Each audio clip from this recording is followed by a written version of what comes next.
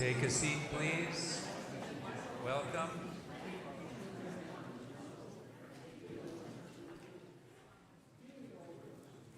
Great class. Do you know the Fox? We have two members who just moved up there. Actually, they're now Doug and the Fox. Probably the missionary when I was up there once, that's where they were. Their address there.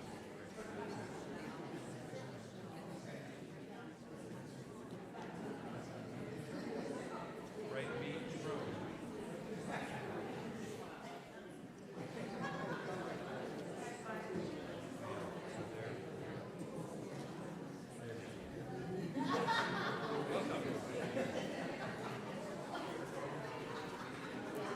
I just met a new friend from Whidbey Island. I asked him if he knew Doug and Pam Fogg, and they don't yet, but eventually they will. You know, the Foggs they still have a presence here in Portland, but they have moved to Whidbey Island, Doug and Pam.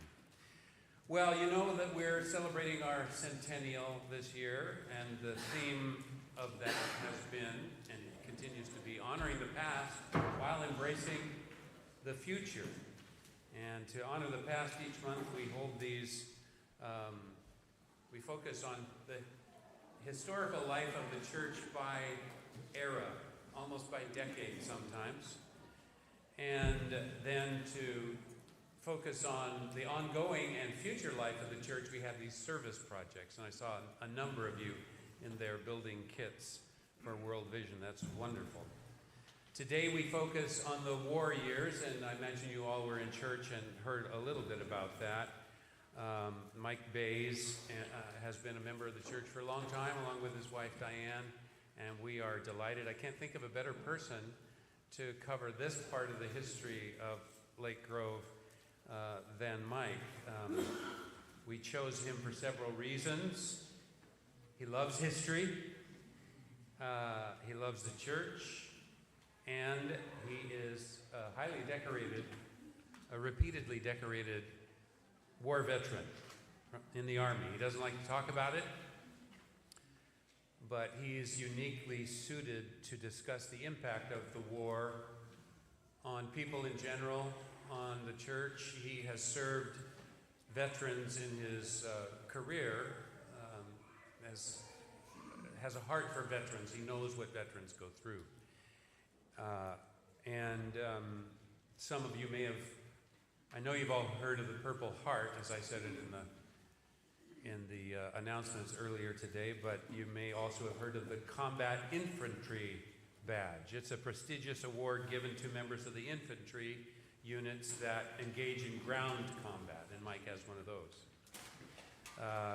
You know about the Purple Heart. He was wounded multiple times. He received two Purple Hearts during his time. It was Vietnam, right? 2 Purple Hearts, and then there is the Bronze Star, which is awarded to people who distinguish themselves as heroes in combat, and Mike has earned 2 of those. And finally, if you've heard of the Silver Star, that's awarded to individuals who are cited for courageous behavior in our armed forces in action against an enemy of our nation. And Mike has been awarded the Silver Star. I can't think of, as I said, I can't think of anybody better to talk about the war years than you, Mike. Some of us have known Mike for a long time, but we probably didn't know the depth of his war involvement or how he's been decorated, and that's because Mike is not about tooting his own horn or blowing his own bugle. Did you ever have to blow a bugle when you were in the service? Oh, he did. Okay. Mark Evers elicited these words from Mike: "I don't want to be defined by my medals." And so we kind of had to twist his arm to get permission to say these things about him. But in this context, it is appropriate that you know these things about Mike, because it adds to the credibility of what he's going to share with us. Not that any of us who know you need added credibility to. You are a man of honor, and we are grateful for preparing this presentation today. We're also grateful for your service to our nation. Let's welcome Mike.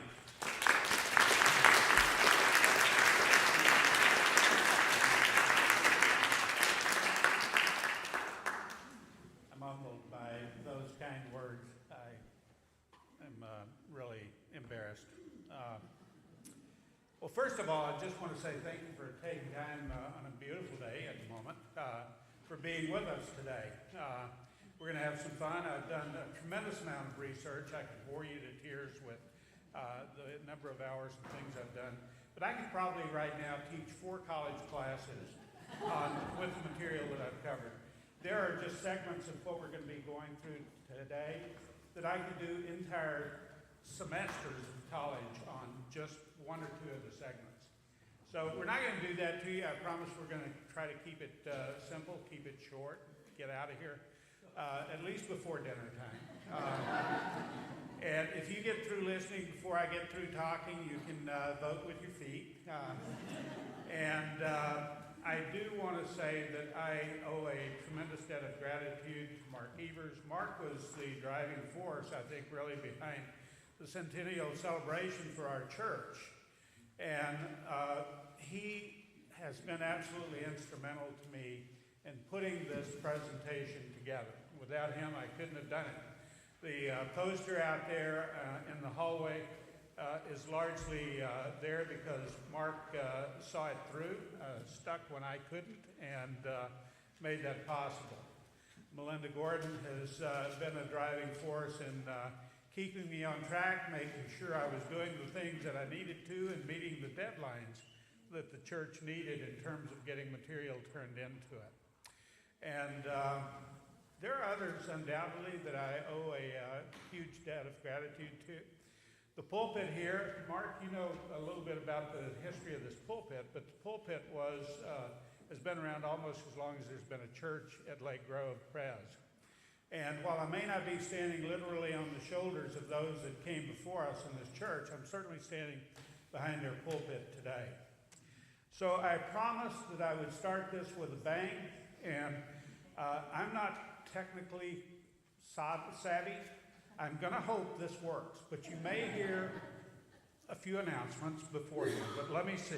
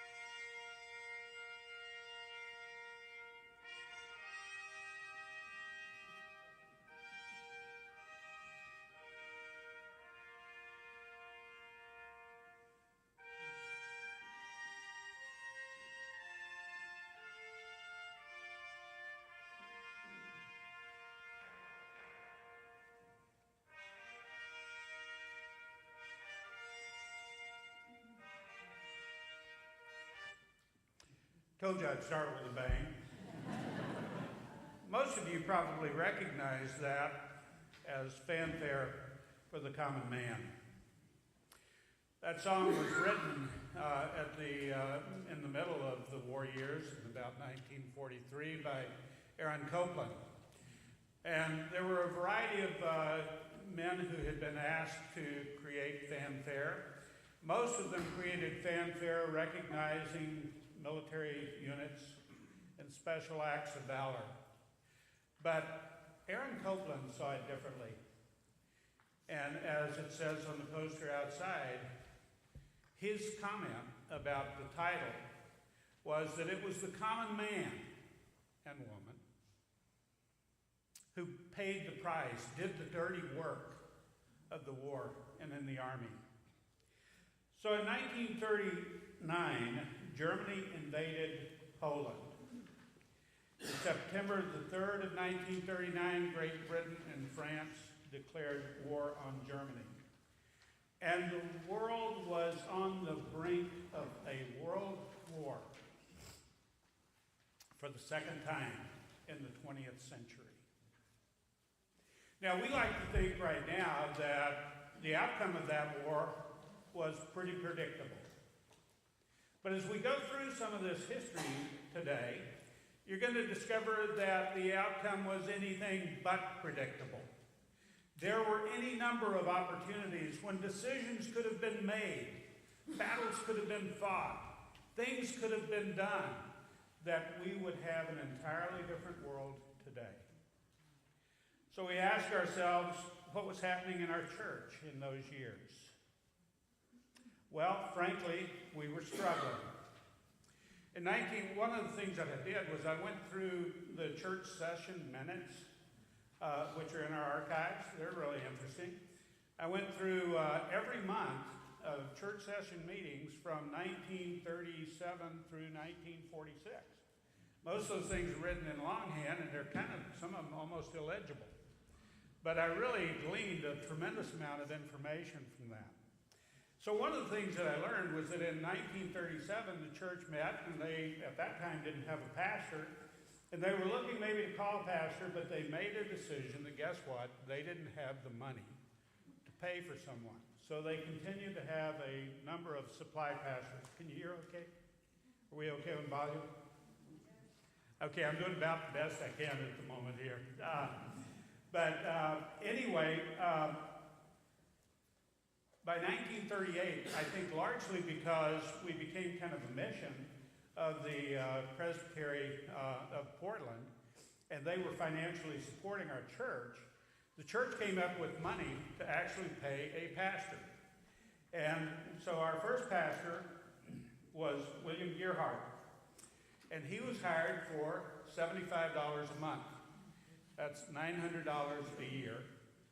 And he stayed with us until April of 1940. When he left, we continued with a variety of supply pastors until October of 1940, when Dr. William Van Nuys, you recognize that name, there are parts of the building that are named for Dr. Van Nuys.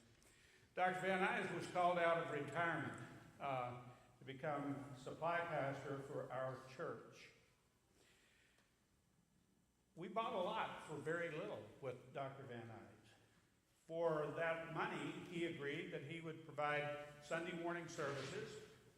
He also provided Sunday evening youth services. And he agreed to have office hours, provided the church would find a suitable office for him.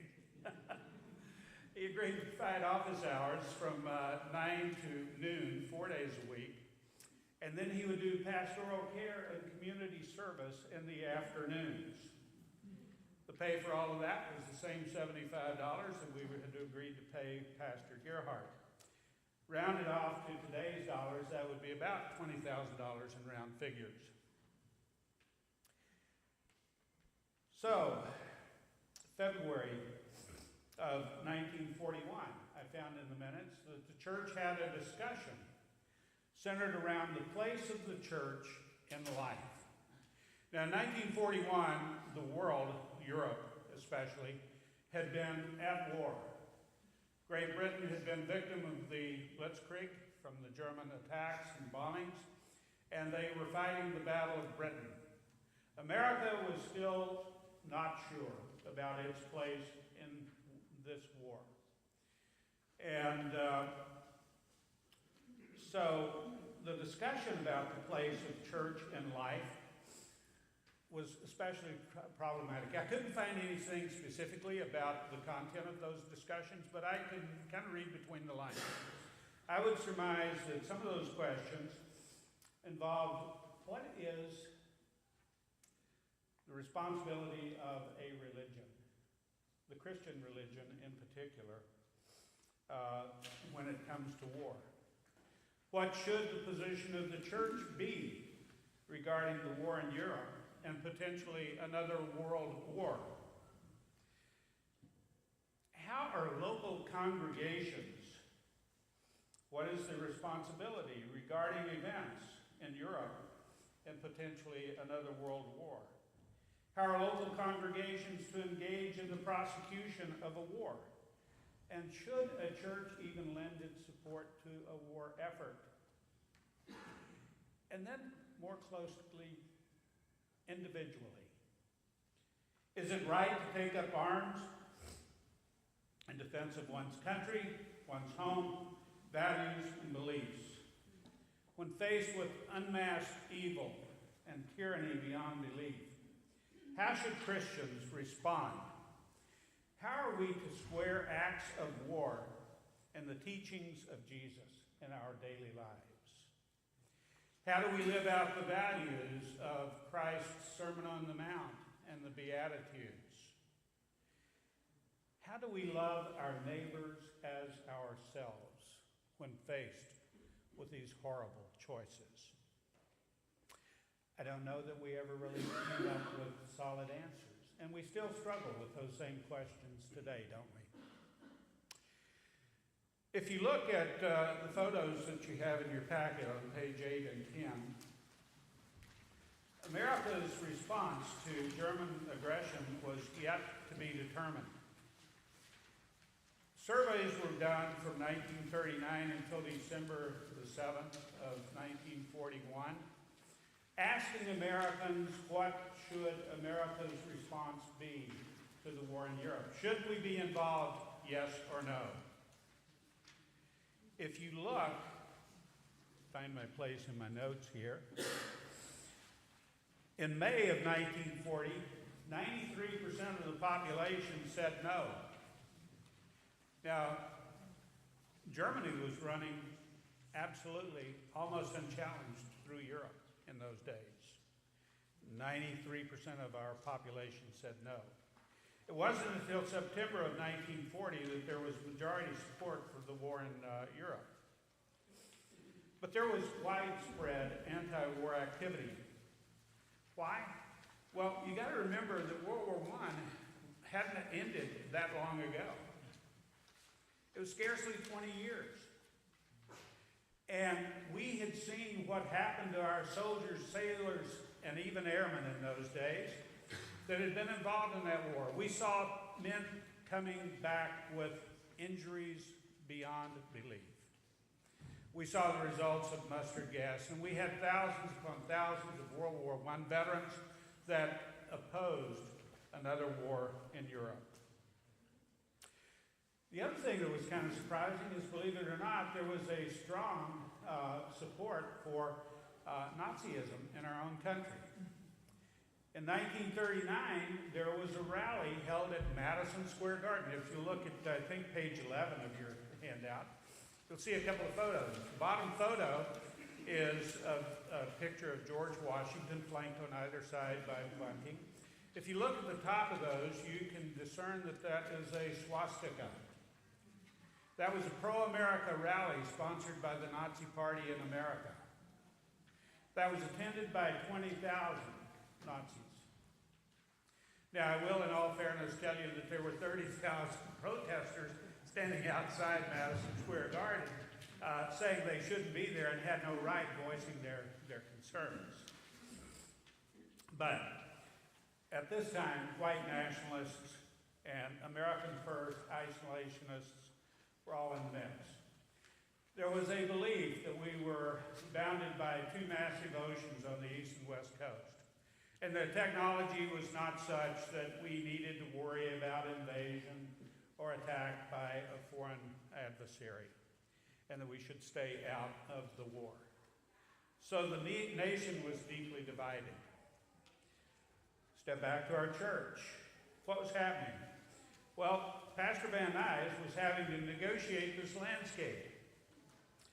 He agreed to extend, believe it or not, as the interim pastor at this point, provided the church would hire an assistant. Now, you got to remember that Van Nuys was called out of retirement. He was advanced in years, and his stamina was not what it probably had been when he was in his 20s or 30s. So he needed an assistant. The church agreed to that, and they allowed him to hire an assistant. He hired a young man by the name of Donald Peterson. That name's going to come up a little bit later on because another Peterson became pastor of our church later on. In fact, this Don Peterson became pastor of our church at a later date. Coincidence.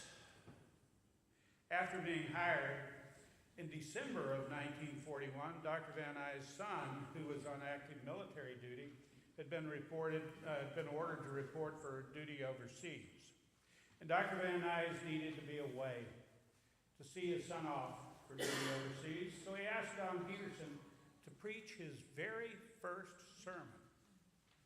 Don Peterson stood maybe behind this pulpit on December the 7th.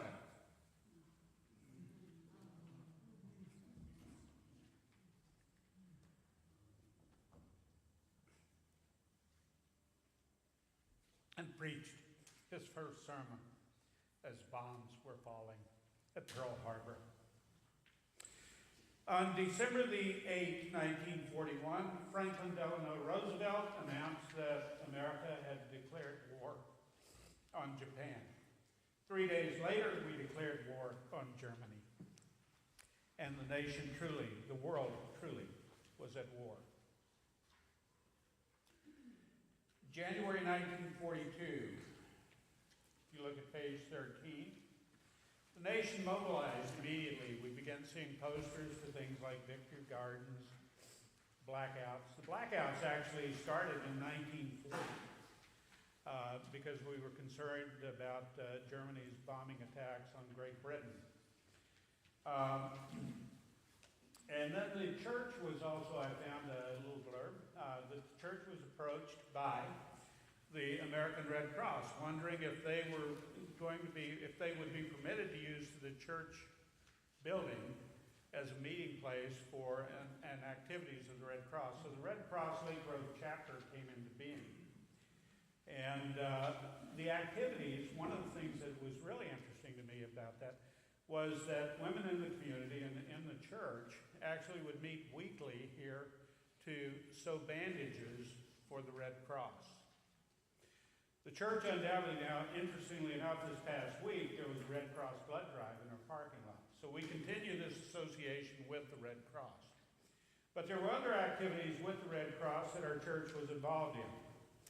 Likely our church conducted campaigns supporting the sale of war bonds. And no doubt we were a site for blood drives with the Red Cross. But one of the things that also accomplished was building the church because it brought people into our church and made people aware of our church. And they built community, they built friendships, and they began joining our church and building the church's congregation. It was an opportunity for growth. March 1942, the church had grown to the point that it decided that it could solicit pledges to a budget so that the church could be on a solid financial footing, which it still wasn't, for the new year. Church attendance had increased and new members were being added. There were demographic changes that occurred. If you look at page 14 and 15, you'll see I think there a photo of some women doing some welding, some other activities. Rosie the riveter, the welder, all of those things. Women entered the workforce in jobs that had previously been off limits to them. One of the things that was also on the side of that, the reason women were entering the workforce is obviously the men were away at war. And there were these huge needs for laborers. So as the women left the home, many of them had small children or babies even at home, and there was a need for daycare and childcare, which wasn't widely available. Eleanor Roosevelt saw that need and created a system of daycare and childcare centers nationwide. Obviously, conspiracy theorists were among us even in those days. And there was widespread speculation about why Eleanor Roosevelt wanted to create these daycare centers and take these precious children away from their families. So conspiracy theories are nothing new. They've been with us throughout our history.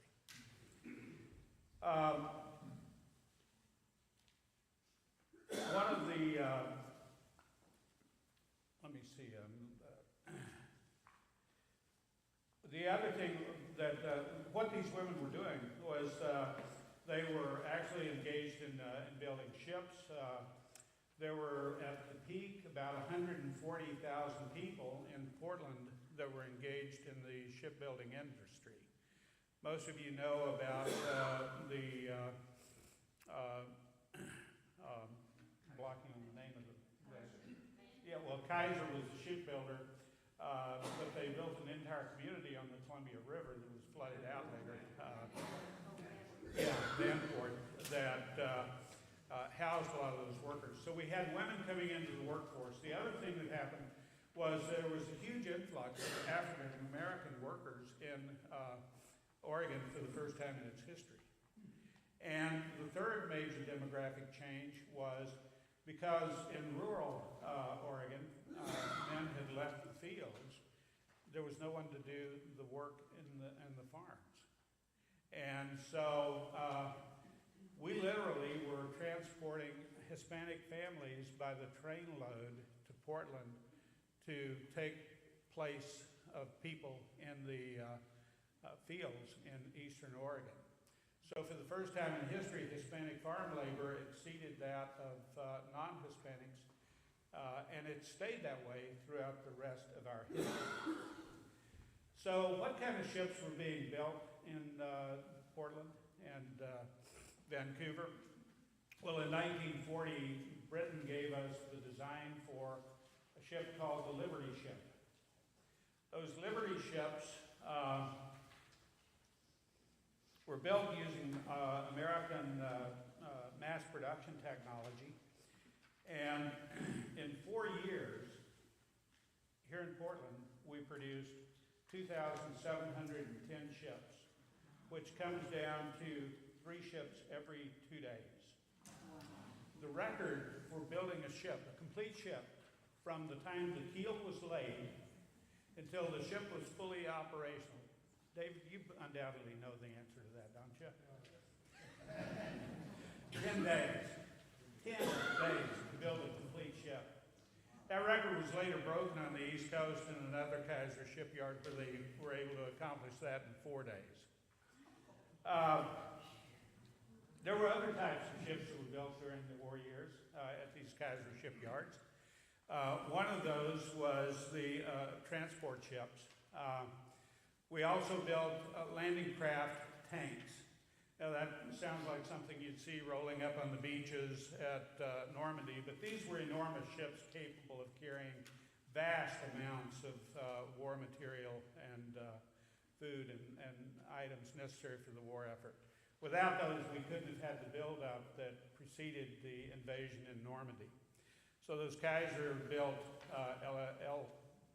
landing craft tanks, LCTs, were absolutely invaluable. The other ship that was built here was a small aircraft carrier called an escort carrier.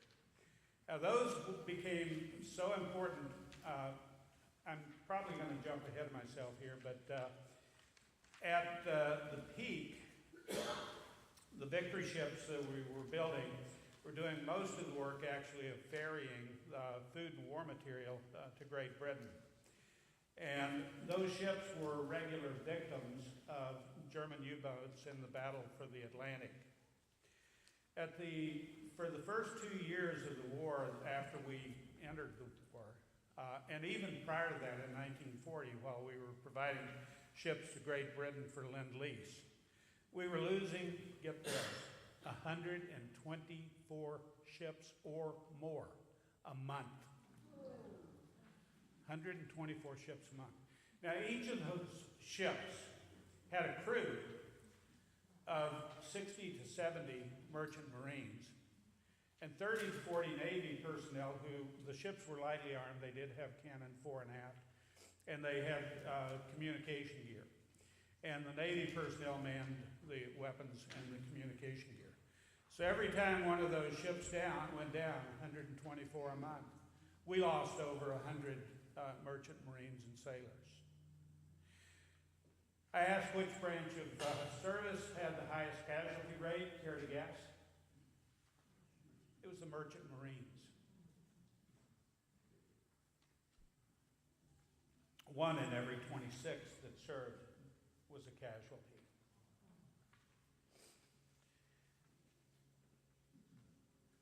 What's happening in the church at that time? Well, I do want to say one other thing about the shipbuilding industry. When we moved to Portland several years ago, we started hearing all these announcements about mesothelioma. It bugs me. I mean, I can go anywhere else in the country and you never hear about mesothelioma. And why is it here in Portland? Well, it's because of the Portland shipyards and the exposure to asbestos. And it continues to be a problem. If you listen to those, and I've been listening more closely recently, I don't just tune them out, but they'll say if you had a loved one who has been injured or died as a result of mesothelioma, you may be entitled to compensation. Well, the shipyards were not highly regulated back in the 40s by OSHA. Nobody was terribly concerned about that. More of the big concern was just turning out enough ships. And so there's no record of the number of work-related deaths, illnesses, injury, or disease from those days.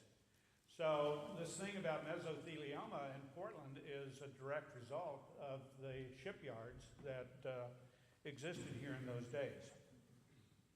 So in April of 1942, the church collected a special offering for the Board of Foreign Missions to meet emergency needs produced by war conditions. And that same month and year, the church endorsed the application of Donald Peterson to the Portland Presbytery as a student for the ministry. In May of 1942, the church received a letter commending its work in support of the Wartime Service Fund. Now, I never was able to find out specifically what the Wartime Service Fund was, but I suspect it was somehow associated with the war bond effort in raising funds. In September of 1940, this is good news. The trustees reported that the church was in the best financial condition of its life. They reported that we had a surplus of $235 in the treasury. All bills were paid, and praise God, Dr. Van Nuys agreed to stay on as pastor until April of 1943. Life was looking good. Okay, we're going to digress and go into a piece of history here. 1942, right after Pearl Harbor, the West Coast was declared a military area.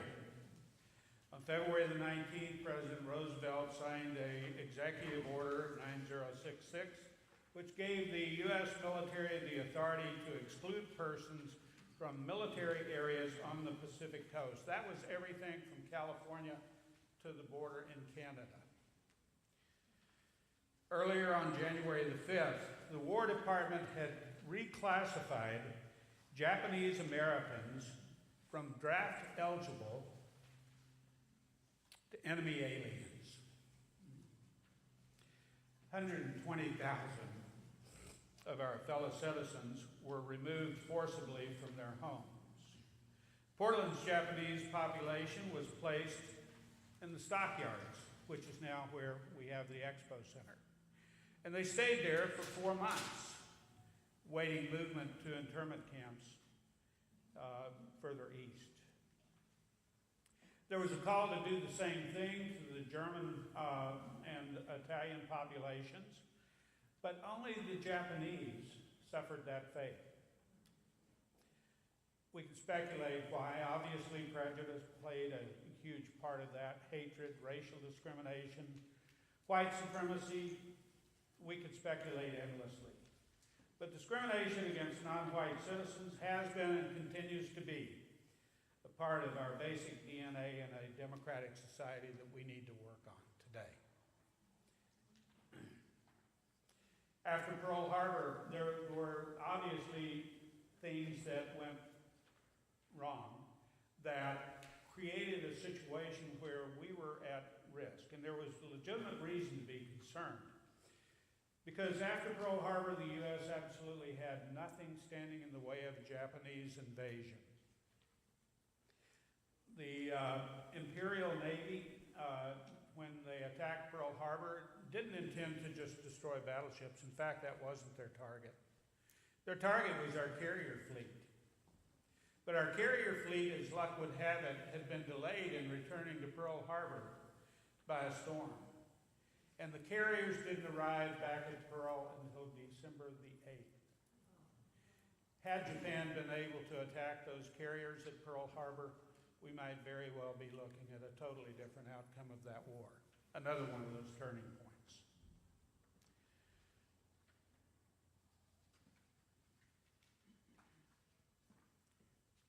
Much of the war industry, and why we were a target here and why we needed to be concerned, was that much of the war industry was based here on the West Coast.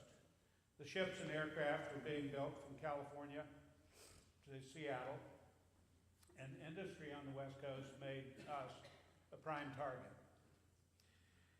In April of 1942, what happened? Jimmy Doolittle bombed Tokyo. And there was legitimate concern about Japan retaliating, and they did. In June 1942, the Japanese sent 2 submarines that worked off the mouth of the Columbia River in Astoria. Those 2 submarines attacked shipping, and they fired shells, which landed at Fort Stevens. Oregon bears the distinction of being the only state that was actually physically attacked during World War II. Now you can argue the Aleutian Islands, but Alaska wasn't a state at that time. So the only state in the continental United States attacked was Oregon. And not only did they do the shelling, but the Japanese had small planes on those submarines with collapsible wings. They were able to mount a catapult on the deck of the submarine and launch those planes. And those planes were designed with incendiary bombs where they could fly to the Oregon coast and drop those bombs. This was in June of 1942. It set fire to the forest. The reason they wanted to do that was because it would divert manpower and slow efforts here in the U.S. Of mobilizing. But owing to the fact that there was a very wet spring, guess what? Those bombs didn't have any effect. And by the way, it wasn't very well publicized by the media in those days.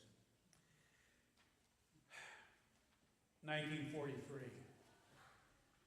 Our Japanese American citizens had been forbidden from service in the U.S. military. But in 1943, the need for military manpower had become acute. And all of a sudden, young Japanese men were considered loyal enough to serve in the military. So a draft was reinstituted.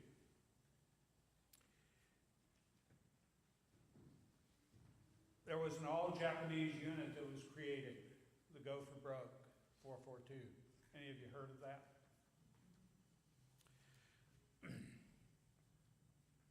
The 100th Battalion. Their motto was Go for Broke, and the reason that they called themselves that, the unit was made up almost entirely, even though there was a draft, of volunteers. 18,000 volunteered during that period, 43 through 45. But the Go for Broke was a term that the Hawaiian Japanese used. It was a gambling term. And it meant that they would bet everything they had on a single roll of the dice. And that's what this unit did. This unit became the most highly decorated unit in military history. Perhaps the most famous engagement was the battle to rescue what was called the Lost Battalion. Any of you hear about that unit? Well, that was a unit that got bogged down and lost in the forests of France. And it's interesting to me because as a native Texan, this was the 141st Texas Regiment that got themselves wrapped around the axle and in deep, deep, deep trouble. So the 442 unit was sent to rescue them. And they did. They rescued 200 Texans at the cost of 800 casualties.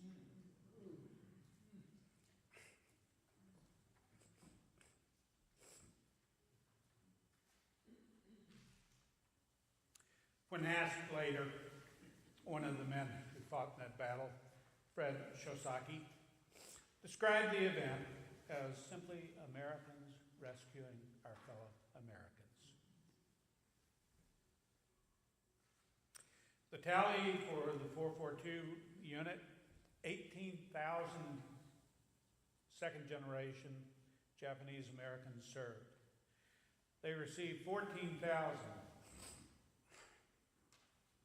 awards, broken down but not limited to 4,000 Purple Hearts, 21 Medals of Honor, 29 Distinguished Service Crosses, 560 Silver Stars, over 4,000 Bronze Stars, and 7 Presidential Unit Citations.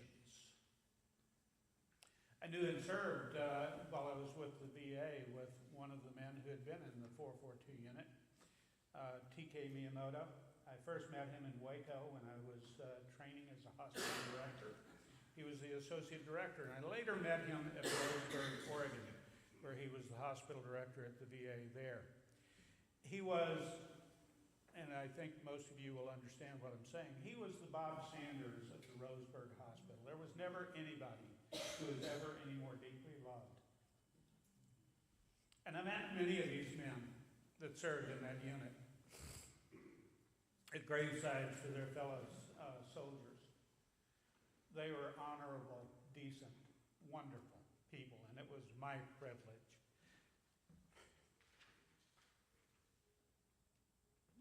To know them. Pictures of them are in the packet too. Yeah, there are pictures in the packet. Thank you for reminding me. I think, let's see, that's page 24 through 27.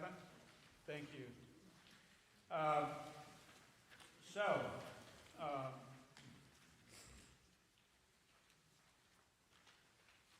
November of 1942.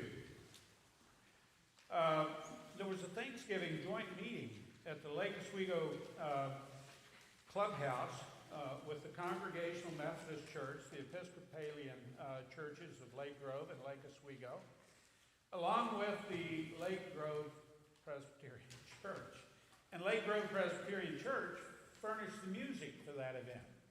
So music has always been a very, very strong part of what our church has been known for.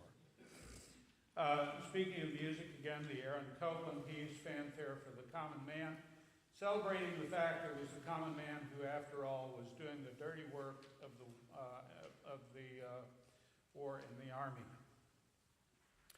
What were the sacrifices of the common man in that period, 1941 to 1945? Well, as I mentioned, they dealt with blackouts. They dealt with rationing. I mean, rationing of everything other than fresh fruits and vegetables, basically. Everything was in short supply. You had families torn apart. You had men wounded both physically and mentally and emotionally, returning. You had the aftermath of PTSD, alcoholism, and suicide. And the lesser-known thing, which I call those wounded and waiting. What do I mean by that?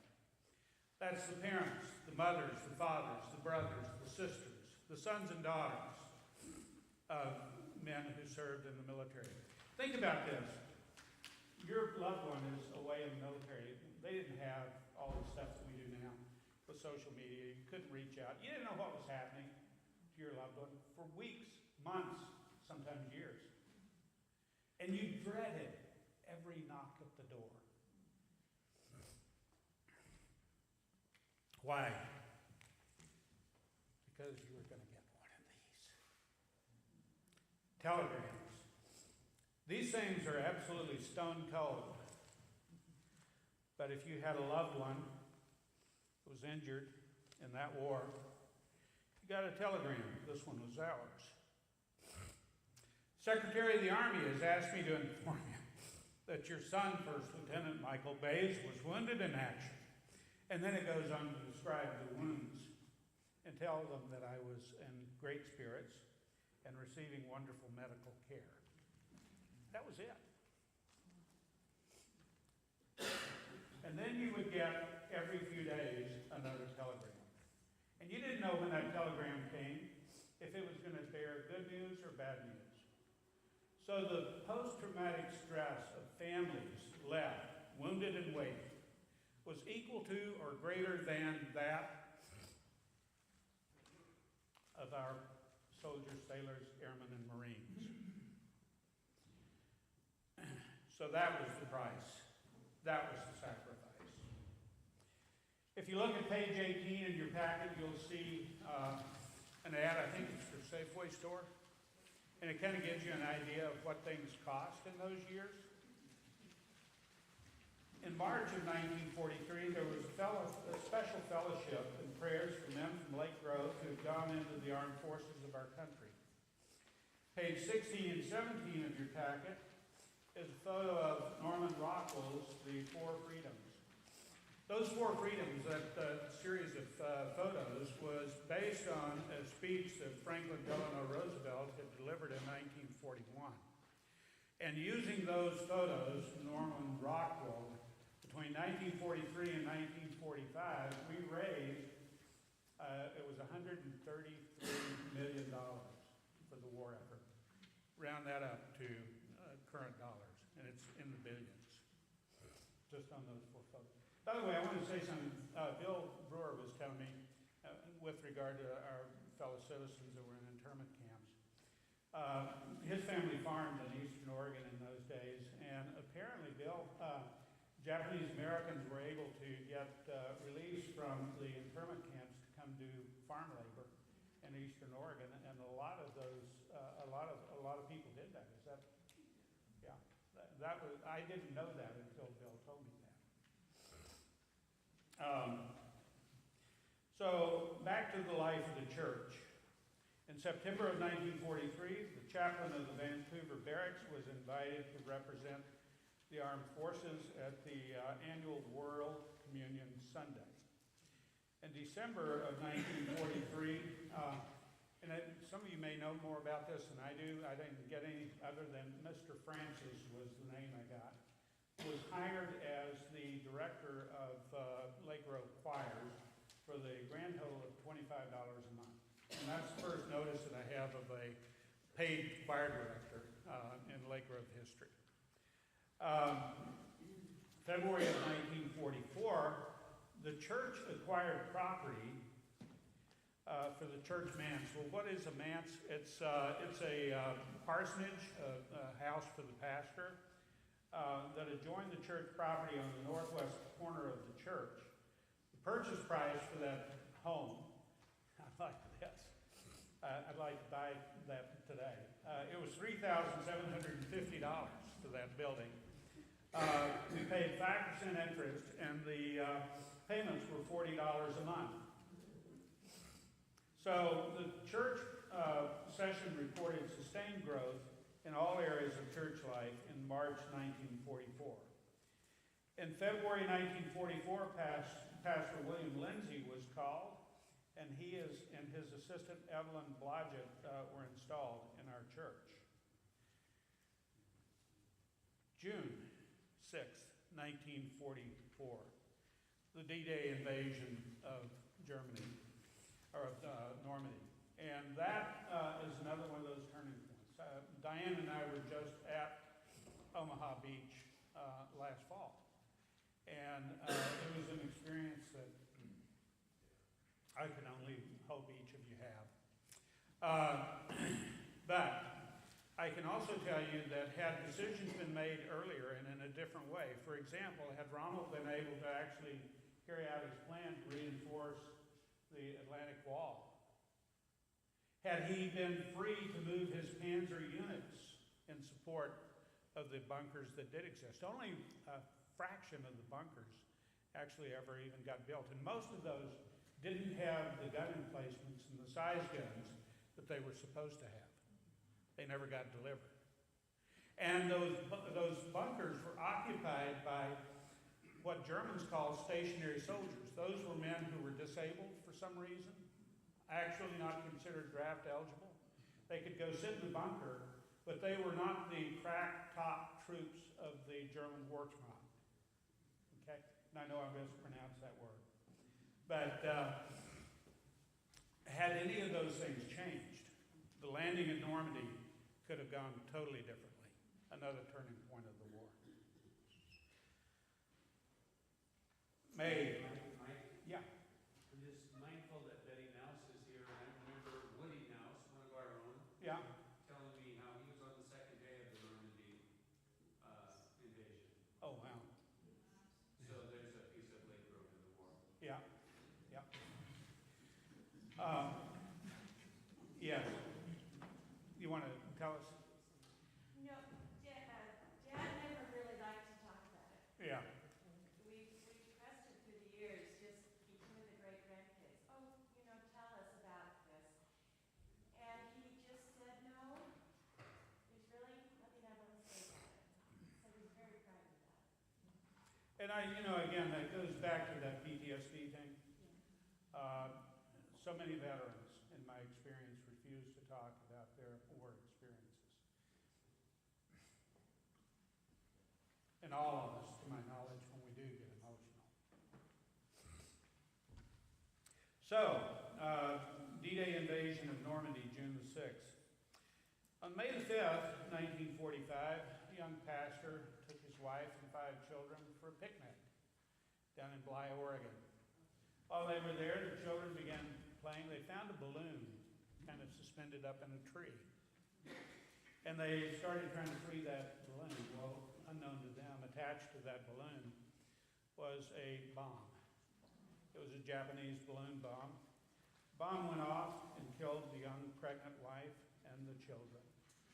These became the only casualties, war casualties, that America had during the war.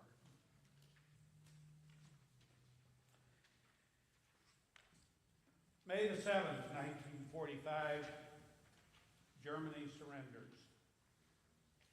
August the 6th, little boy was dropped on Hiroshima. One little aside, when I started my VA career at the Waco VA Hospital. It was a neuropsychiatric hospital.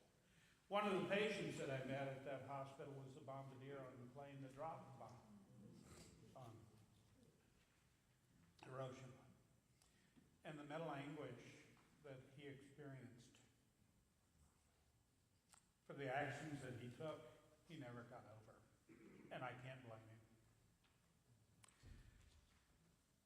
3 days later, August the 9th, we dropped Fat Boy on Nagasaki. On September the 2nd, President Truman announced that Japan had surrendered unconditionally. War-weary people around the world celebrated the end of war. The cost of that war, we'll never know. It's beyond calculation. Here at our church, December 1945, the first Mariners Club, or Mariners Group, was established for young married couples. 21 couples joined in that effort. And guess what? We bought our first organ. It was a Hammond electric organ. And that was December of 1945. February of 1946, the church budget was approved. And the church budget was $6,344. The pastor's salary was $2,400 a year. And that's equivalent, not the pastor's salary, but the budget, to $101,612 in today's dollars. So the final tally for the war years, 1940 to 1946, we grew from 75 members in 1940 to over 400 in 1945. The church achieved financial stability. It had growth, it had excitement, it had energy, and it was poised to really emerge as a driving force in the community and become the church that we have all enjoyed today. So I'll invite you now to just look at the last page of your packet that you have, and it's the questionnaires. And just real quickly, you should know all these answers by now. Who gave Liberty Ship their name, and what was it? It was Franklin Delano Roosevelt, and they were called ugly ducklings because when he saw the blueprints, he said, "That is one ugly duckling." Were any shells fired on the U.S. soil in World War II, and were there any attacks? Yes, you know the answers to both of those. What kinds of ships were built? Well, 4 or 5 kinds, at least, in the Kaiser shipyards. How many people were employed? Over 140,000 at the peak. At what point, month and year, did Americans favor support of the war in Europe? It was 1940, and it was May of that year. What branch of military service had the highest casualty rate? Branch of service, it was the Merchant Marines. 3 major demographic changes in Oregon as a result of the war. Women in the workplace, influx of African Americans into our society, and the growth of the Hispanic population in our agricultural community. What day did the U.S. declare war on Japan and on Germany? December the 8th and December the 11th, respectively. Were there civilian casualties? Yes, down in Bly, Oregon. Name the most highly decorated unit to come out of World War II. Go for broke. The 442. And if you have time, I would encourage you to look at those histories of the 442 unit. Look at the history of the bombing of Nagasaki and Hiroshima. There are so many stories in here that we could actually spend weeks and weeks and weeks exploring together in a rich and very meaningful study. As I said, Diane and I were at Normandy this past fall, Omaha Beach. We went to the American Cemetery. How many of you seen Saving Private Ryan? At the beginning, he stands in front of that cross and he says, "Have I earned it?" I ask myself that today in the face of what we see in our country, and I ask, have we earned it? Think about that. Okay, that's my presentation.